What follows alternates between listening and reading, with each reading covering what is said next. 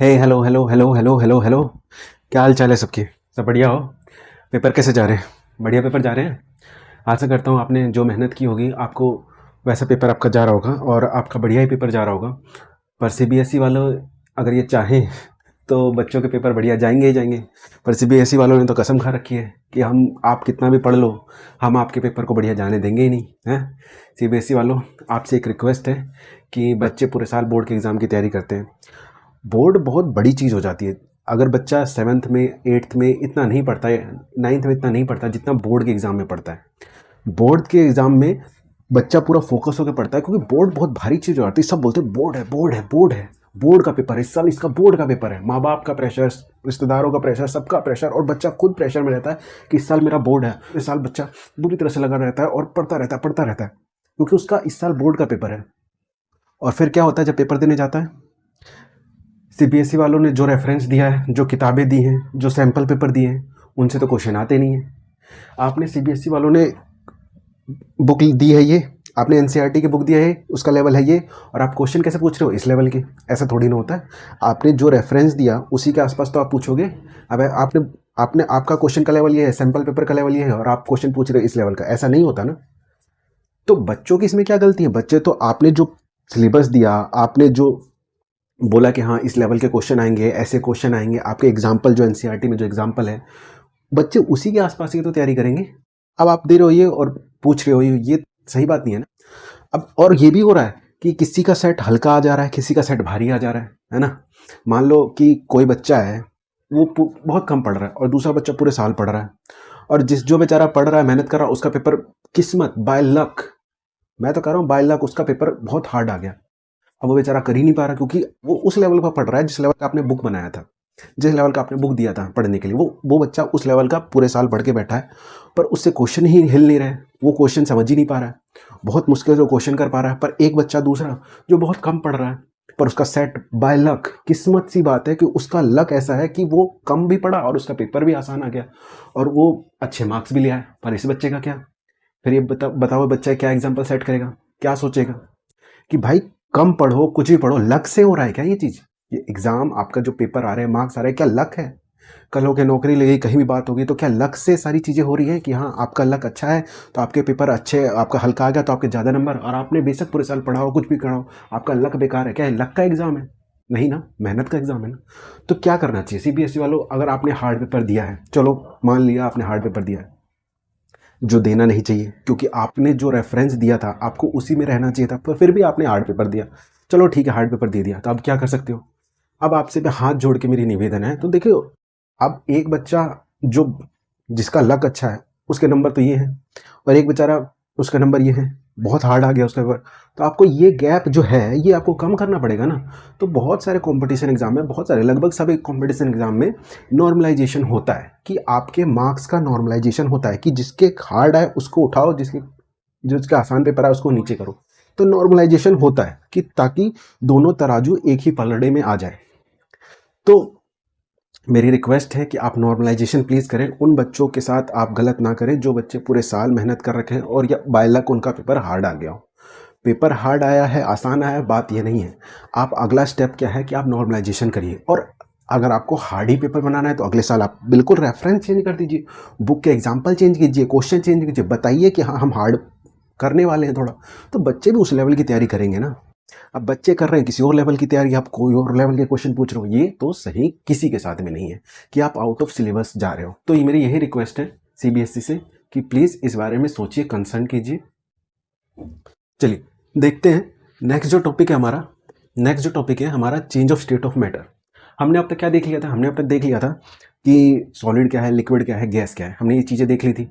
फिर हमने ये देख लिया था इवेपोरेशन कैसे होता है, इवेपोरेशन होता क्या, हमने ये चीज़ देख ली। हमने लेटेंट हीट देख लिया था, हमने स्पेसिफिक हीट देख लिया था, हमने काफ़ी कुछ देख लिया था। अब हम नेक्स्ट टॉपिक की ओर बढ़ते हैं कि change of state of matter, कि कोई भी मैटर किसी स्टेट में है, जैसे सॉलिड में है, लिक्विड में है, तो सॉलिड से लिक्विड में जाए तो जाएगा कैसे, या लिक्विड से सॉलिड में आएगा तो आएगा कैसे, मतलब स्टेट चेंज होगा तो होगा कैसे। गैस से सॉलिड में कैसे आएगा, सॉलिड से गैस में कैसे आएगा, लिक्विड से आपका कोई भी गैस कैसे बनेगा, गैस से लिक्विड में कैसे चेंज होगा, मतलब एक स्टेट से दूसरे स्टेट में कोई चीज़ें जा रही है, फिजिकल स्टेट जो चेंज हो रहा है वो कैसे चेंज हो रहा है। अब हम उसके बारे में पढ़ेंगे, ठीक है। क्यों पढ़ रहे हैं, हमें क्यों पढ़ रहे हैं? क्योंकि सिलेबस में दिया हुआ है, नहीं दिया होता तो नहीं पढ़ते। और ये चीज़ जनरल नॉलेज की बात है, ये चीज़ हमें पता भी होनी चाहिए, ठीक है। चलो देखते हैं। तो दो तरीके से हम चीज़ें चेंज कर सकते हैं। कोई भी फिजिकल स्टेट है, कोई भी मैटर है, अगर किसी एक फिजिकल स्टेट में है और दूसरे फिजिकल स्टेट में चला जाएगा तो कैसे जाएगा, तो कोई भी दो तरीके से हम उसको चेंज कर सकते हैं।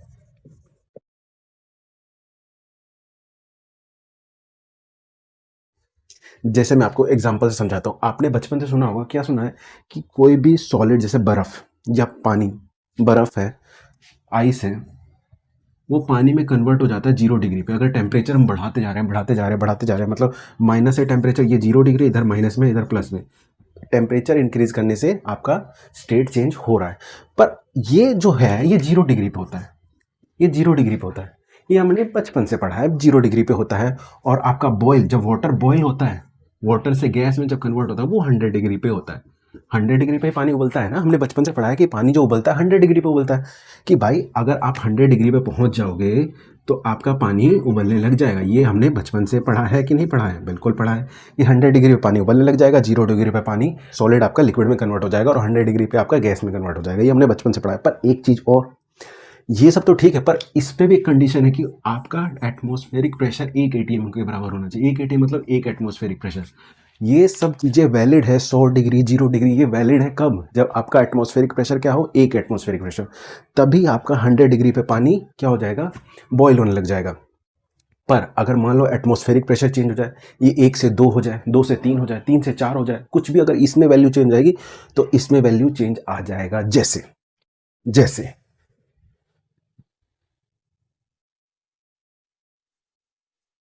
जैसे कि मैंने कहा, एक एटमॉस्फेरिक प्रेशर पे, एक एटमॉस्फेरिक प्रेशर क्या होता है कि ऊपर जो आपका एटमॉस्फेयर में जितने भी गैस हैं, जैसे कौन कौन से गैस है, हाइड्रोजन है, हीलियम है, ऑक्सीजन है, नाइट्रोजन है, कार्बन डाइऑक्साइड है, और भी बहुत सारी गैसेज हैं। ये सारी गैस जितनी भी एयर है, वो हम पे कितना प्रेशर लगा रही है या किसी भी चीज़ पे कितना प्रेशर लगा रही है, तो वो क्या है, एटमॉस्फेरिक प्रेशर है।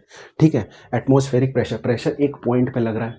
ठीक है, ये हम देखेंगे आगे फिजिक्स वाले चैप्टर में, हम देखेंगे कभी। ठीक है, तो एक एटमॉस्फेरिक प्रेशर मतलब आप समझ रहे हो ना, हवा का प्रेशर एक एटमॉस्फेरिक प्रेशर है तो आपका वाटर गैस में कन्वर्ट हो जाएगा। पर ऐसा ज़रूरी तो नहीं कि हर जगह प्रेशर एक एटमॉस्फेरिक प्रेशर हो। आप किसी ऐसे बंद चैम्बर में हो या किसी ऐसी जगह पे हो जहाँ पे प्रेशर बहुत ज़्यादा हो, हवा का दबाव बहुत ज़्यादा हो। मान लो जैसे कुकर है, कुकर के अंदर हमने ढक्कन लगा दिया और गैस नीचे से जला दिया। तो कुकर के अंदर ढक्कन लगा दिया, गैस जला दिया।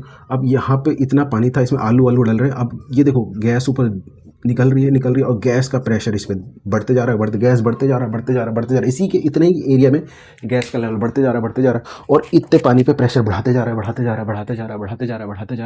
है। तो इसमें क्या हो रहा है, प्रेशर बढ़ रहा है कि नहीं बढ़ रहा है? तो इसमें प्रेशर बढ़ रहा है, जरूरी नहीं। तो यहाँ पे ऊपर, अब ये ऊपर तो हवा है, ऊपर ये किचन है, हवा है। ऊपर जो मान लो कुछ भी एटमॉस्फेरिक प्रेशर होगा, एटमॉस्फेरिक प्रेशर है, पर इसके अंदर एटमॉस्फेरिक प्रेशर ज़्यादा ही होगा ना प्रेशर, तो आपका ये एटमॉस्फेरिक प्रेशर के बराबर से ज़्यादा होगा। ये एटमॉस्फेरिक प्रेशर है और यहाँ पे ज़्यादा है। मैं इसको एक क्यों नहीं कह रहा हूँ, एक इसलिए नहीं कह रहा हूँ क्योंकि मुझे नहीं पता ना वहाँ का कितना एटमॉस्फेरिक प्रेशर है।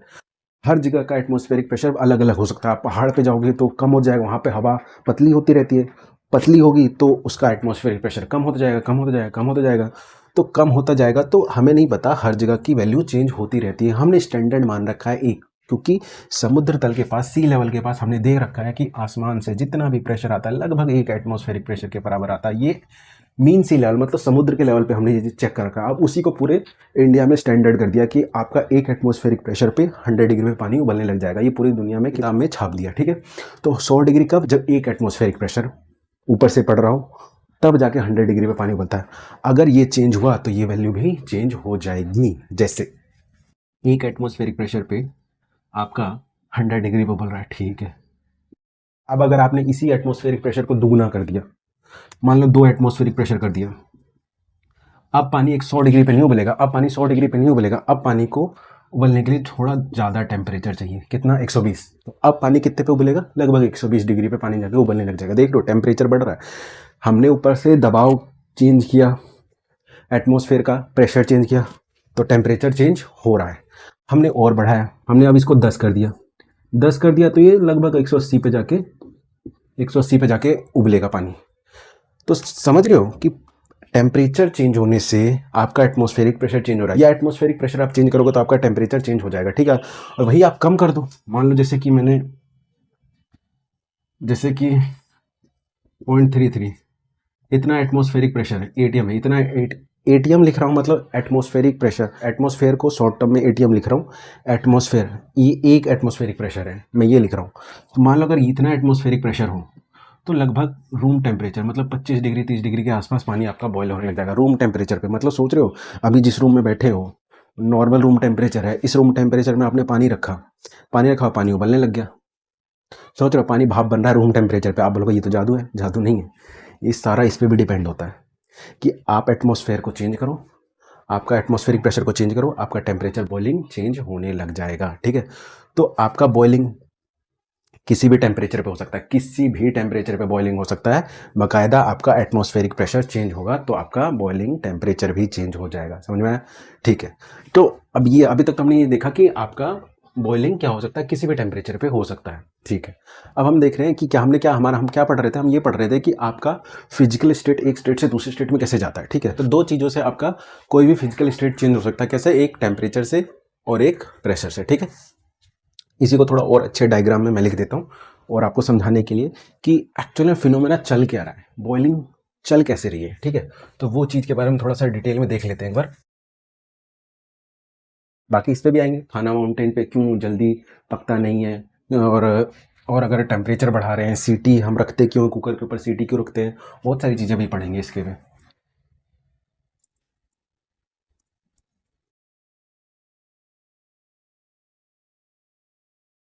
तो देखो देखो क्या हो रहा है, जैसे मान लो ये लिक्विड का एक सरफेस है, नीचे क्या है, लिक्विड है, वाटर मान लो, नीचे लिक्विड है, ऊपर एयर है, ऊपर एयर है, ठीक है। नीचे लिक्विड है, ऊपर एयर है, इसको भी हटा दो। नीचे लिक्विड है मतलब नीचे कौन किसके मॉलिक्यूल है, वाटर के मॉलिक्यूल है, वाटर है, H2O, वाटर। वाटर का केमिकल फॉर्मूला क्या होता है,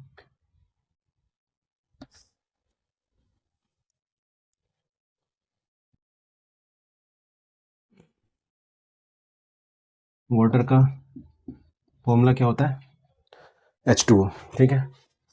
वाटर का H2O कहते हैं, ठीक है, केमिस्ट्री में। अब देखो ये वाटर के मॉलिक्यूल जुड़ जुड़ के पूरा वाटर बन गया है ना। अब देखो ये वाटर निकलना चाहेगा, ये वाटर निकलना चाहेगा, ऊपर क्या है, ऊपर है आपका एयर, एयर, ये जैसे एयर है। अब इसका एक मॉलिक्यूल दिखा रहा हूँ, ऐसे करोड़ों मॉलिक्यूल है, अब इस हवा में इतने सारे लाखों करोड़ों मॉलिक्यूल है। अब ये कुछ प्रेशर दे रहा होगा चारों तरफ, पांचों तरफ, जितने भी, हर तरफ ये प्रेशर दे रहा होगा। मैं एक की बात कर रहा हूँ, सब पे यही हो रहा है, ठीक है। मतलब ये बगल वाले पे दे रहा होगा, बगल वाला इस पे दे रहा होगा, ऐसे ही चल रहा है, ठीक है। अब मान लो ये वाटर के मॉलिक्यूल है, ये निकल रहे हैं, चलो निकलता हुआ दिखा दो इनको। तो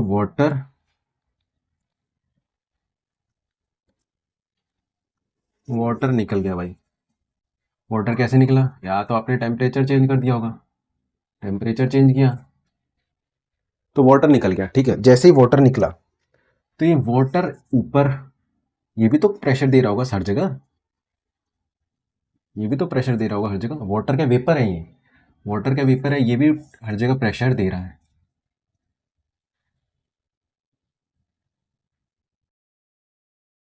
एक दूसरे पे, साइड वाले पे। अब ये एटमॉस्फेरिक प्रेशर का एयर है, ऊपर का एयर है, और ये भी पानी से निकला है, ठीक है। पानी से कैसे भी हो सकता है, ये इवेपोरेशन से भी हो सकता है, ये पानी यहाँ से निकल रहा है, इवेपोरेशन से भी निकल सकता है, बॉइलिंग से भी निकल सकता है। तो दोनों फिनोमेना से निकलता है। इवेपोरेशन से निकलेगा तो सरफेस से निकलेगा। इवेपोरेशन कहाँ से होता है, सरफेस से, सरफेस मतलब टॉप लेयर, जो उसकी टॉप लेयर है ना, टॉप लेयर से पानी उठेगा, ठीक है। तो टॉप लेयर से पानी उठेगा तो वो इवेपोरेशन है। अगर पूरा बल्क में नीचे जितना भी आपका है, सब जगह से बॉईल होकर पानी निकल रहा है, हर जगह से निकल रहा है, हर जगह के पास उतनी एनर्जी है और निकलने की कोशिश कर रहा है, हर जगह से यहाँ का मॉलिक्यूल, यहाँ का मॉलिक्यूल, यहाँ का मॉलिक्यूल, सब निकलने की कोशिश कर रहे हैं, तो बॉइलिंग है। अभी डिटेल में इस पर बात करेंगे। और जो सरफेस से निकल रहा है वो इवेपोरेशन है। अभी हम दोनों का डिफरेंस भी देख लेंगे, ठीक है।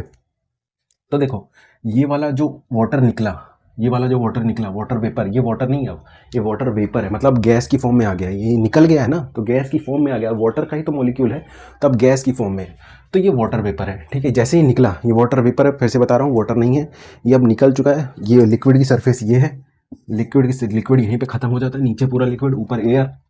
तो ये बॉइलिंग से भाप बन के निकला।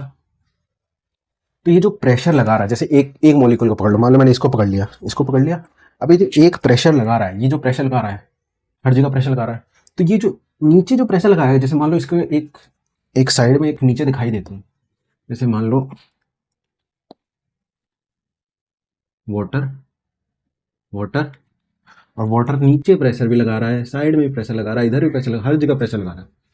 तो ये जो प्रेशर लगा रहा है ना वाटर, और ये नीचे का जो प्रेशर है, ये वाला जो प्रेशर है, इसी को कहते हैं वेपर प्रेशर। इसको क्या कहते हैं? वेपर प्रेशर कहते हैं। ये जो होता है ना, ये वाला जो साइड वाला, ये जो लगा रहा है प्रेशर, तो ये क्या है? ये है आपका vapour pressure, vapour pressure, vapour pressure, ये आपका क्या है? वेपर प्रेशर है। और ये जितना इधर है उतना इधर है, उतना इधर है उतना इधर है ना। तो ये क्या है आपका? Vapour pressure. मतलब ये जो भाप बन के निकला, ये पानी की सरफेस पे कितना प्रेशर लगा रहा है, इसको क्या कहते हैं? इसको कहते हैं वेपर प्रेशर। तो वेपर प्रेशर क्या होता है कि जो भाप बन के निकला वो नीचे सरफेस पे कितना प्रेशर लगा रहा है, वो क्या है? वेपर प्रेशर होता है। ठीक है, ये आपका क्या है? वेपर प्रेशर है। तो और सब साइड एक ही साइड होगा, है ना।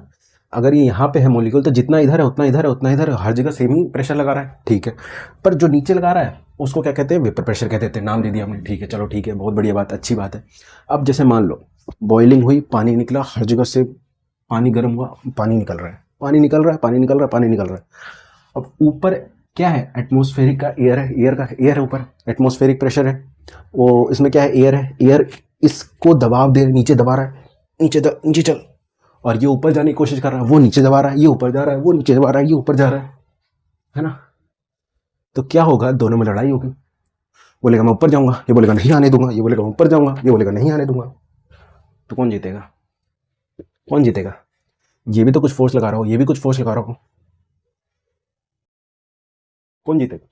अब जीतेगा वो जिसके पास ज्यादा ताकत होगी, जान जिसके पास ज्यादा होगी, जो ज्यादा बलवान होगा वो जीत जाएगा।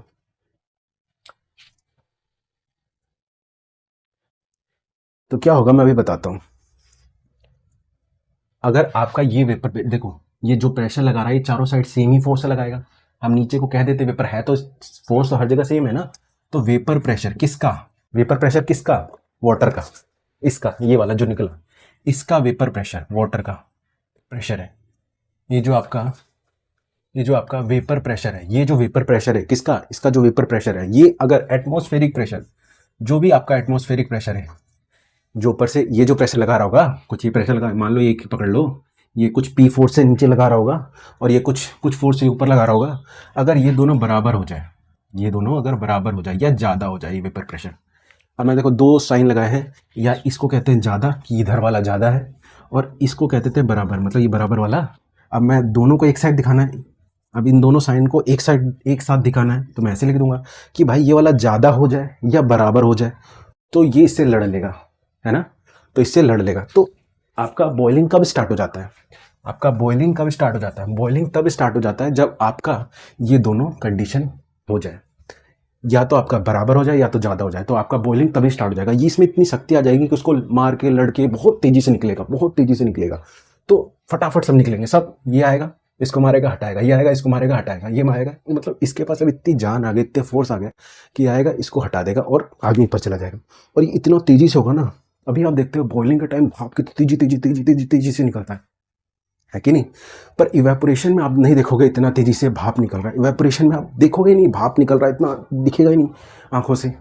तो वो भाप नहीं दिखेगा, वो भैया आप रूम में छोड़ दो कुछ दिन के लिए, पानी भाप बन के उड़ जाएगा, वो आपको भाप नहीं दिखेगा, वो धीरे धीरे धीरे धीरे निकलेगा, वो भी निकल रहा है, वो भी गैस निकल रहा है, पर वो ऐसे नहीं निकलेगा, इस कंडीशन को सेटिस्फाइड नहीं करेगा। भाप तो वो भी निकल रहा है, सोचो वो कैसे निकल रहा होगा, उसके पास तो इतनी ताकत भी नहीं है, वो कैसे निकल, तो वो इस फिनोमेना को, इवेपोरेशन में ये फिनोमेना नहीं लगता वहाँ पे। जैसे अब देखो एयर है, अब मैं ऊपर का दिखा रहा हूँ, एयर है, अब एयर में तो जगह होती ही है ना यार, तभी तो आप हाथ हिला पा रहे हो। क्या मैं ब्लैक बोर्ड के अंदर हाथ हिला पाऊंगा? नहीं हिला पाऊंगा। क्या पानी में जिस स्पीड से हाथ हिला रहा हूँ उस स्पीड में मैं सॉलिड में हाथ हिला पाऊंगा? नहीं हिला पाऊंगा। अब एयर में तो मैं हाथ में बहुत आसानी से ला पा रहा हूँ, क्यों ला पा रहा हूँ, इसमें अंदर कुछ स्पेस होगा, कुछ जगह होगा। तो ये मान लो एक एयर के कुछ मॉलिक्यूल है, उसके अंदर जगह होगा, तो अगर इवेपोरेशन से पानी निकलेगा तो डिफ्यूज होके धीरे धीरे कहीं ना कहीं एडजस्ट होकर आराम से वो निकल ही जाएगा। भाप है, अपनी जगह बना ही देगा, ठीक है। पर ये कंडीशन, बॉइलिंग कंडीशन अलग हो जाती है। वहां पे आपका जो वेपर प्रेशर है इसके बराबर होगा, तभी तो बहुत तेजी से निकलेगा, और इतनी तेजी से निकलेगा आपकी आंखों को दिखेगा वो ये क्या हो रहा है, धुआं निकल रहा है, भाप निकल रहा है। तो भाप निकल रहा है वो दिखेगा, और बहुत कम टाइम में सारा पानी उड़ जाएगा। वही इवेपोरेशन को बहुत टाइम लग जाएगा भाप बनाने में, सारा पानी सुखाने में। वही बॉइलिंग को मिनटों में। तो ये कंडीशन बॉइलिंग में सेटिस्फाइड होती है। इवेपोरेशन में भी होता है, वो डिफ्यूजन से स्प्रेड होकर अपने आप आराम से निकल जाते हैं। और ये कुछ ही मिनटों में पतीला आप रखो, गैस पे रखो और पतीला छोड़ दो थोड़ी देर के लिए, थोड़ी देर में पूरा पतीला गायब। और वही इवेपोरेशन से पूरा पतीला गायब करोगे तो आपको महीनों लग जाएंगे, ठीक है। तो आपका बॉइलिंग में ये कंडीशन सेटिस्फाइड होनी चाहिए, ठीक है। तो वेपर प्रेशर ज़्यादा हो जाएगा, इसका प्रेशर ज़्यादा हो जाएगा, तो इस पे ये देख लो, ये वेपर पे ये प्रेशर ज़्यादा लगाने लग जाएगा, ऊपर ज़्यादा प्रेशर लगाने लग जाएगा, तो क्या हो जाएगा, बॉइलिंग स्टार्ट हो जाएगी। तो बॉइलिंग कैसे होती है, आपका अगर एटमॉस्फेरिक प्रेशर का जो भी प्रेशर आ रहा है ऊपर से और बॉइलिंग का जो प्रेशर है और नीचे जो इसका प्रेशर है वो बराबर हो जाए, तो बराबर हो जाएंगे तभी तो ऊपर भागेगा। यहाँ जगह खाली, फिर नीचे का आएगा, ये वो भी जो आएगा लड़ेगा, वो भी मार के ऊपर चला जाएगा, फिर जगह खाली। कितनी तेजी से जगह खाली हो रहा है, यहाँ पे बहुत तेजी से जगह खाली हो रहा है। ये आया, इसको मारा, हराया, ऊपर चला गया, जगह खाली। कोई और आया, वो फिर से मारा, उड़ाया, फिर जगह खाली। यहाँ पे मतलब जगह खाली हो रहा है और ये ऊपर जा रहा है, फिर नीचे का ऊपर कोई आया, फिर नीचे का ऊपर। पर इवेपोरेशन में बहुत स्लोली होता है कि आया, धीरे धीरे डिफ्यूज किया कि भाई जगह देके निकलते हैं। तो इवेपोरेशन बहुत स्लो है और आपका बॉइलिंग बहुत स्पीड से हो जाता है, ठीक है। बॉइलिंग पूरा जितना भी पानी है, पूरा मान लो पतीले में आपने पानी रखा, तो पतीले में पानी रखा तो पूरा बल्क फिनोमेना, हर जगह से बबल से निकलते हैं, हर जगह से पानी निकलने की कोशिश करता है। पर इवेपोरेशन में सिर्फ सरफेस से, इवेपोरेशन कहाँ से, सिर्फ सरफेस से, ठीक है। तो एक चीज और समझ लो थोड़ा सा, ये कंडीशन जो है कब अचीव कर सकते हैं, दो कंडीशन में ये चीज अचीव कर सकते हैं हम। एक पहली कंडीशन ये कि आप जो ऊपर से जो एटमॉस्फेरिक का जो ऊपर से जो दबाव है, अगर उसको ही कम कर दो, आर्टिफिशियली कैसे भी कम कर दो, किसी रूम में जाओ और वहाँ का थोड़ा वैक्यूम, वहाँ का जो प्रेशर को थोड़ा सा खींच लो, वैक्यूम कर दो, ऊपर वैक्यूम कर दो। अब ये आएगा, लड़ेगा। अब ये मान लो ये निकला, अब ऊपर का वैल्यू ही कम है, तो आया, निकला, आराम से निकल गया। इसको इतनी पहले देखो ध्यान समझो, ऊपर से 100 का फोर्स आ रहा है, ठीक है, ऊपर से 100 का फोर्स आ रहा है, या 100 का प्रेशर, ऊपर से ध्यान समझो, ऊपर से 100 का प्रेशर आ रहा है, ठीक है। और नीचे से ये निकला, मान लो इसके पास 10 ही है, तो अभी ये लड़ सकता है क्या, बराबर है, नहीं, अभी कुछ नहीं करेगा, वो वहीं पे इकट्ठा करेगा, और लोग आएंगे और इसकी एनर्जी बढ़ेगी, शक्ति बढ़ रही है, भीड़ बढ़ रही है, भीड़ लग रही है।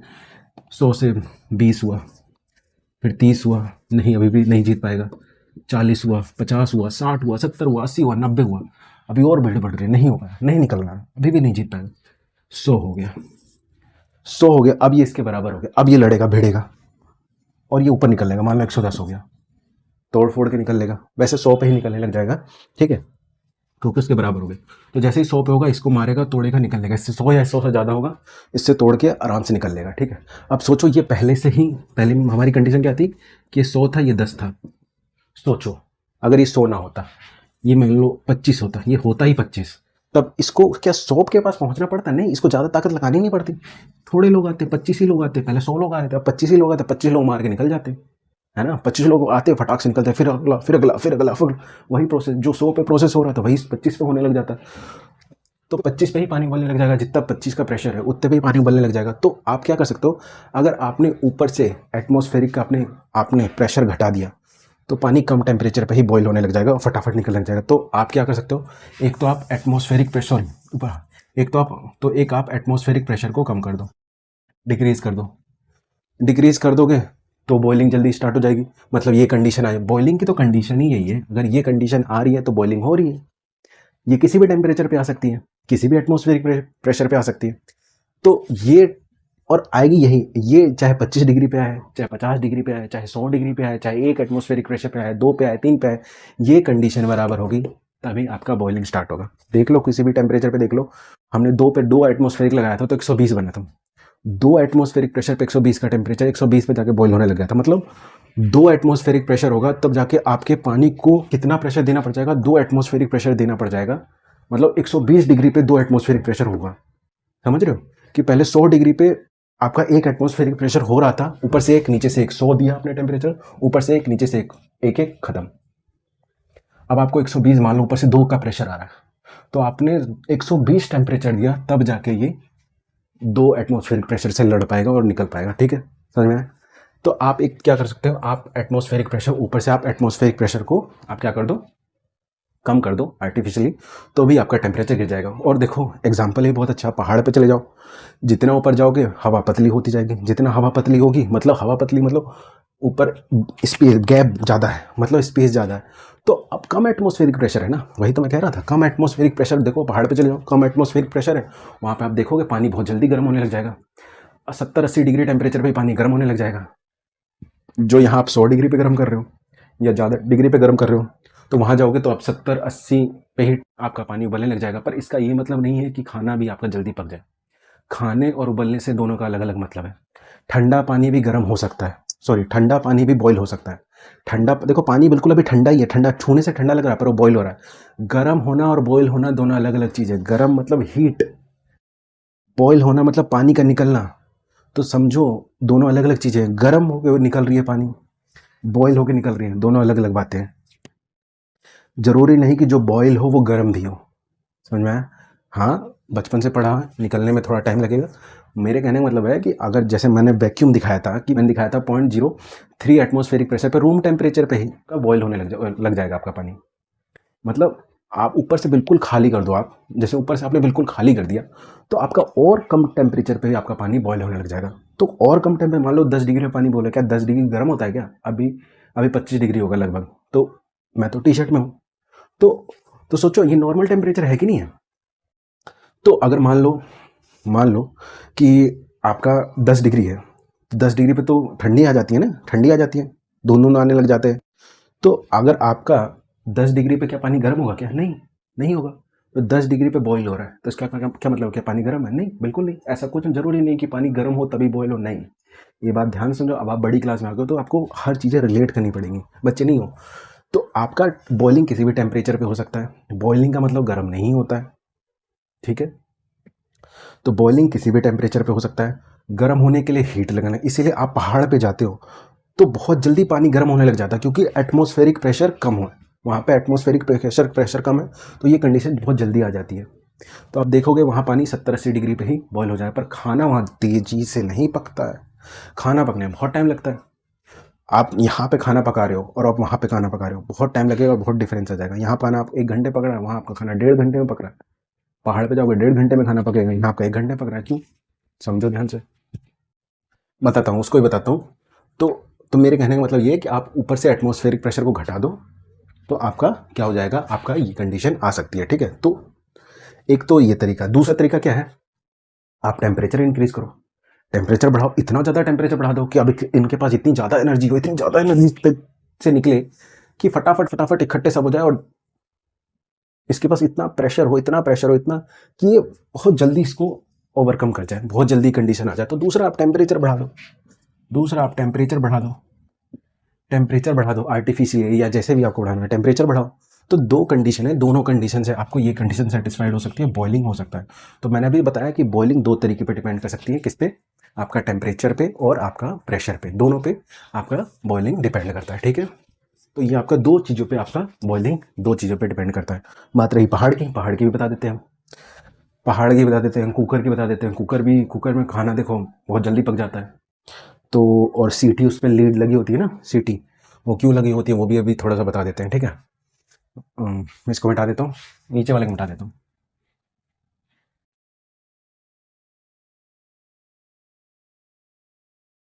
ठीक है, अब देखो पहाड़ पे हम गए, पहाड़ है ये, ऊपर गए, यहाँ खाना बनाया, यहाँ बहुत देरी से खाना बना, पर वहीं हम नीचे हैं, यहाँ खाना बहुत जल्दी बन गया। अब समझो, दोनों को समझो।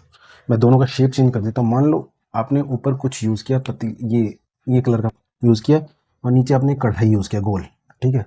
तो ताकि आपको समझने में आसानी होगी कि ये नीचे का, ये ऊपर का है, तो मैं दोनों को, इसको और इसको यहाँ पे लिख लेता हूँ, ठीक है। आपको याद रहेगा तो मैं कलर भी सेम रखता हूँ। ये कढ़ाई है जो नीचे है, ये पतीला है जो ऊपर है। इस पे आपका एटमॉस्फेरिक प्रेशर कम है तो मैं 2 ही दिखा रहा हूँ। इस पे आपका एटमॉस्फेरिक प्रेशर ज़्यादा है तो मैं ज़्यादा दिखा रहा हूँ, ठीक है। अब देखो, आग लगा दी, आग लगा दो भाई, लगा दो आग। दोनों में आग लगा दिया, नीचे दोनों में आग लगा दिया, ठीक है। ये पहाड़ पे है और ये आपका नीचे है। अब ध्यान से समझो, खाना यहाँ क्यों लेट गर्म हो रहा है, यहाँ क्यों जल्दी हो रहा है। देखो यहाँ पे मान लो यहाँ पे आपका ज़्यादा प्रेशर है, यहाँ पे कम प्रेशर है, तो यहाँ पे आपका, आपने टेम्परेचर दिया, हीट दिया कुछ, जिससे टेम्परेचर बढ़ रहा है, बढ़ रहा है, बढ़ रहा है, बढ़ रहा है, बढ़ रहा है, बढ़ रहा है। अब यहाँ से जो भाप निकलेगा, जो यहाँ से भाप निकलेगा, ये लेयर है पानी की यहाँ तक। अब ये जो निकलेगा, जो ये वेपर प्रेशर होगा और ऊपर का जो एटमॉस्फेरिक प्रेशर होगा, ये दोनों बराबर होंगे। मान लो एक एटमॉस्फेरिक प्रेशर है यहाँ पे, तो 100 डिग्री पे पानी उबलने लग जाएगा। पर 100 डिग्री के बाद टेम्परेचर चेंज नहीं होगा। 100 डिग्री के बाद टेम्परेचर चेंज क्यों नहीं होगा? क्योंकि भाई वो 100 डिग्री पे ही अपना फिजिकल स्टेट चेंज कर रहा है। 100 डिग्री पे ही वो पानी वाटर से गैस में चेंज हो जा रहा है। तो गैस में चेंज हो जा रहा है, स्टेट ही चेंज कर ले रहा है। 100 डिग्री होते ही सारे मॉलिक्यूल भाप में कन्वर्ट होने लग जाएंगे, गायब होने लग जाएंगे। तो 100 डिग्री के बाद टेम्परेचर चेंज नहीं होगा।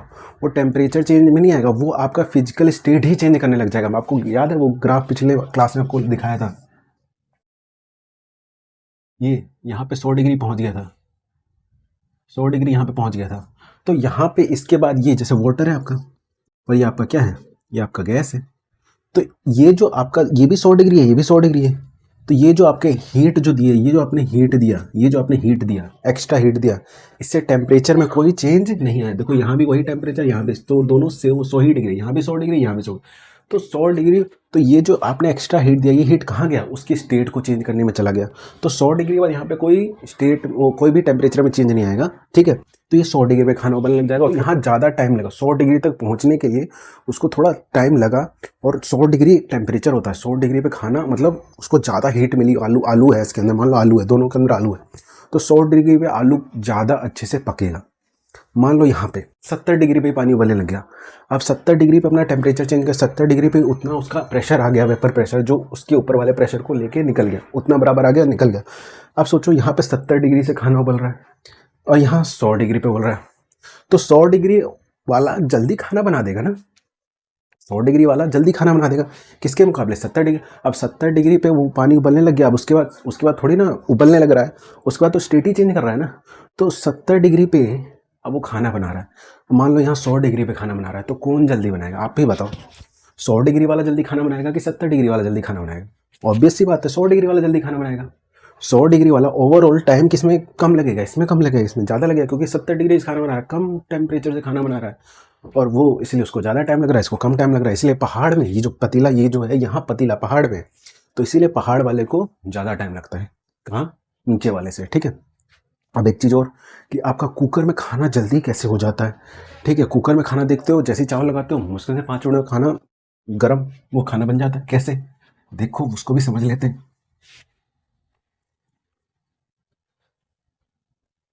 जैसे कुकर है, ठीक है, इस पे इसकी ढक्कन लगी है, ठीक है, ये सीटी है और ये ढक्कन है उसका, ठीक है। अब नीचे से आग लगा दी, नीचे से आग लगा दी कुकर में खाना बनाने के लिए, ठीक है, ये कहीं भी है, तो आग लगा दी। अब देखो, ऐसे पानी का लेवल कुछ यूँ था, ये पानी का लेवल था, इतना पानी था इसमें, ठीक है। अब हमने आग लगा दी। अब ध्यान से समझो, ध्यान समझो, अभी मैं बताने जा रहा हूँ सीटी लगाते क्यों है, खाना इसमें जल्दी पकता क्यों। 2 चीज़ें इसमें बात करूँगा, ठीक है। तो अब हम देखो, ये कुकर है, कुकर में हमने आग दिया, तो क्या हो रहा है, अब यहाँ से जो कुछ वेपर निकल रहे होंगे, तो इस यही इकट्ठा हो रहा है, इसी के अंदर। ये वाटर में जो गैस में कन्वर्ट हो गया वेपर, वो इसी के अंदर इकट्ठा हो रहे हैं। मैं गैस के मॉलिक्यूल दिखा रहा हूँ, इसी में इकट्ठा हो रहे हैं और इकट्ठा होते जा रहा है। अब उसको निकलने की तो कहीं जगह नहीं। आप देखो, जो खाली पतीला था, ये तो एनवायरमेंट में निकल रहा था ना, एनवायरमेंट में निकल रहा था, तो उसको ज़्यादा टाइम लग रहा था। अब देखो, इसके पास तो कोई है नहीं निकलने का जरिया, तो ये इसी में इकट्ठे होते रहेंगे, होते रहेगा, होता रहेगा, होता रहेगा। अब सोचो यहाँ पे, अब इस लेवल पे प्रेशर बढ़ता जा रहा, बढ़ता जा रहा, बढ़ता जा रहा, मतलब यहाँ से पानी निकला, गैस से बन गया। अब वो ऊपर जो जा रहा है और इकट्ठे और लोग गैस के मोलिक्यूल आते जा रहे हैं, वो लोग क्या करेंगे, वो नीचे वाले पे दबाव देंगे। अब वो इतना दबाव देंगे कि ऊपर वाला अब आ नहीं पाएगा, बोलेगा ऊपर बहुत भीड़ हो गई, अब मैं कैसे जाऊँ।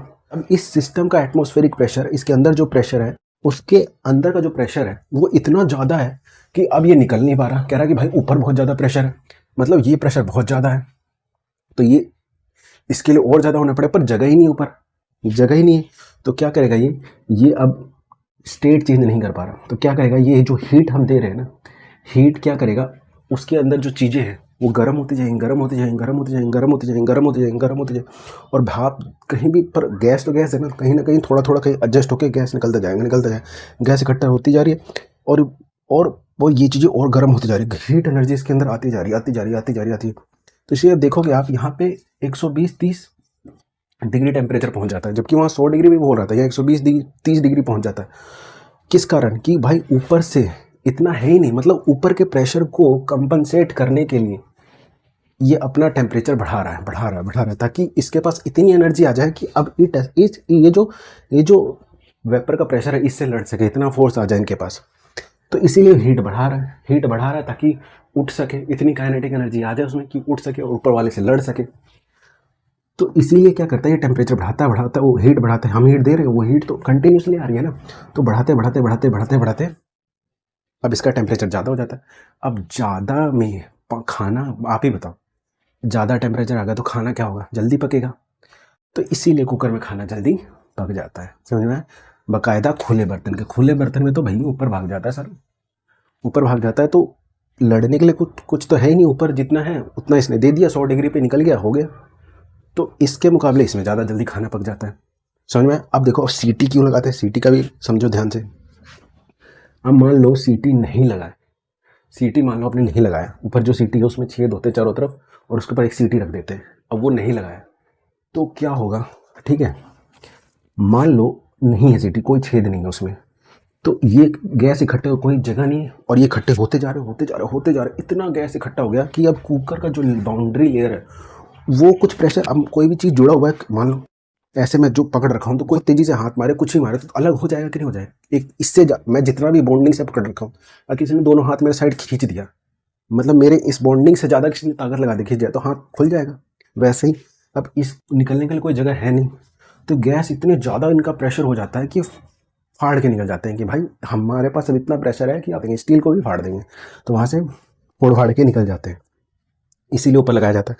अब वो भी देखो सीटी भी लगाया जाता है, ऐसा नहीं कि 10 किलो का सीटी लगा दिया, भाई 10 किलो का सीटी लगा दोगे तो जो वेपर के जो मोलिक्यूल है अब इकट्ठे होते जा रहे, होते जा रहे, होते जा रहे, होते जा रहे, होते जा रहे, और कुछ एक टाइम पे इकट्ठे हो गए। अब इससे ज़्यादा इकट्ठे होंगे तो फट सकते हैं, ये फट सकते हैं। अब जगह नहीं है, मान लो ज़्यादा जगह नहीं है, अब जगह नहीं है, और खाना बन रहा है, बन रहा है, बन रहा है, बन रहा है, बन रहा है, उसको टेम्परेचर उसका बढ़ते जा रहा है, बढ़ते जा रहा है, बढ़ते जा रहा है, और यहाँ सब वेपर निकलते जा रहा है। अब ऊपर जगह नहीं है, ऊपर मान लो पूरा कुकर भर गया, अब इतना उन गैस के पास अंदर जो गैस, उतना उन पर जान आ गई कि निकलना चाहते बाहर, तो मान लो इतना ही वेट का सीटी रखते हैं कि ये पूरा गैस निकल सके। तो जैसे ही वेट और इस गैस का फोर्स जैसे ही बराबर होगा, बैलेंस होगा, तो निकल जाएगा सीटी। इसीलिए इसीलिए सीटी रखते हैं कि गैस रिलीज हो जाए और फिर दूसरा गैस फटाफट बने, फिर गैस रिलीज हो जाए, तीसरा गैस फटाफट फटाफट बने, फिर गैस रिलीज हो जाए, चौथा फटाफट फटाफट फटाफट बने।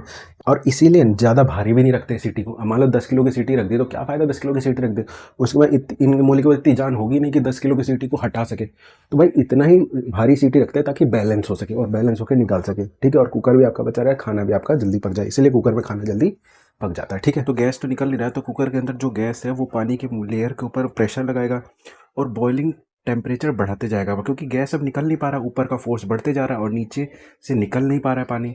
जब पानी निकल नहीं पा रहा है, मतलब बॉईल नहीं हो पा रहा, तो बॉईल नहीं हो पा रहा, तो और ज़्यादा टेम्परेचर चाहिए उसको बॉईल होने के लिए, मतलब ताकि निकल सके नीचे का गैस ऊपर वाली एनर्जी को ओवरकम करने के लिए। तो और ज़्यादा टेम्परेचर देंगे हम, मतलब नीचे से आग कंटिन्यूसली आ ही रही है, तो और ज़्यादा टेम्परेचर, और ज़्यादा हीट दे रहा है, नीचे से टेम्परेचर बढ़ता जा रहा है, बढ़ता जा रहा है, बढ़ता जा रहा है बॉईल के पॉइंट तक पहुँचने के लिए। और ऊपर गैस इतना एनर्जी से बैठी हुई है कि बॉइलिंग पॉइंट तक इतनी आसानी से आने नहीं दे रही, इसीलिए 100 डिग्री से ज़्यादा बॉइलिंग पॉइंट चला जाता है। और 100 डिग्री से ज़्यादा चला जाता है, तो आप ही सोचो 100 डिग्री से ज़्यादा में कुकर में अगर कोई खाना चीज़ बन रहा है, तो ऑब्वियस सी बात है वो जल्दी बनेगा, इसीलिए कुकर में जल्दी खाना पक जाता है, ठीक है। हमने क्या पढ़ा? हमने पढ़ा कि बॉइलिंग किसी भी टेम्परेचर पे हो सकती है। और अगर मेरे को कम शब्दों में बहुत, अगर मान लो 10 सेकंड में मुझे बातें बोलनी हो, तो मैं ये कहूँगा कि बॉइलिंग किसी भी टेम्परेचर पे हो सकती है। बॉइलिंग के लिए ये कंडीशन सेटिस्फाइड होनी चाहिए, ठीक है। या तो आप एटमॉस्फेरिक प्रेशर को कम कर दो तो बॉइलिंग होने लग जाएगी जल्दी, या तो आप टेम्परेचर को अपने बढ़ा लो तो बॉइलिंग जल्दी होने लगेगी। मतलब सारा खेल इन दोनों ऊपर का प्रेशर और इन दोनों प्रेशर को बराबर करना है या ज़्यादा करना है, तभी बॉइलिंग स्टार्ट होगी। तो दोनों कंडीशन से आप निकाल सकते हो, तो बॉइलिंग किसी भी टेम्परेचर पे हो सकती है, ठीक है। ठीक है, तो आज के लिए इतना ही रखते हैं, काफ़ी लंबी क्लास हो गई है। नेक्स्ट वीडियो हम देखेंगे। अब तो सारे जितने भी बड़े बड़े मेन टॉपिक थे सब कवर हो गए, जितना भी अब कॉन्सेप्ट था, बेसिक कॉन्सेप्ट था, डीप कॉन्सेप्ट था, मैंने बता दिया। अब तो बहुत अब सिंपल बताना है कि बॉइलिंग कैसे होती है, इवेपोरेशन कैसे होता है, कंडेंसेशन कैसे होता है, सब्लिमेशन कैसे कैसे कैसे होता है, वो सब इसी में घुमा घुमा के बहुत, वो सब तो बहुत आराम से हो जाएगा। उसके बाद 2 स्टेट आपके बच्चे हैं, वो स्टेट भी हम कवर कर लेंगे, ठीक है। आज के लिए इतना ही, मिलते हैं नेक्स्ट वीडियो में। नमस्कार, मैं हूँ रवि कुमार।